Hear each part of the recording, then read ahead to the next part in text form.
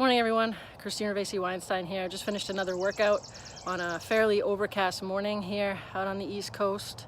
It was really difficult to get up this morning. We had a long weekend with Memorial Day and the weather was beautiful. It was sunny and warm and I just did not want to get up this morning. And so the whole time I was working out, the one thing I was thinking was, on the days when we want to the least are the days when we have to the most. And that really applies to our students with anxiety. That's not something that they're going to be able to think about because they're so young, their brains don't think like that. And so on the days when they want to the least are the days when we have to teach them they got to do it the most.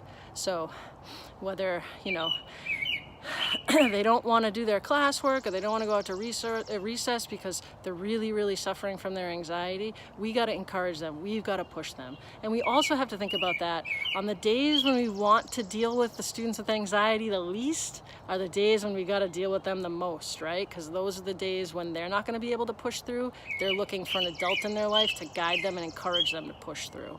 So that's what I was thinking today.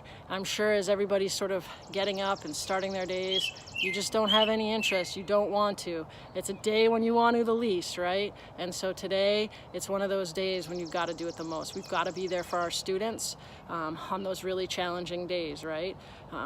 When kids are misbehaving, it's a way of crying out, right? We don't want to deal with that. It's so frustrating, it's difficult to deal with, but on those days when we want to deal with it the least are the days when we got to deal with it the most.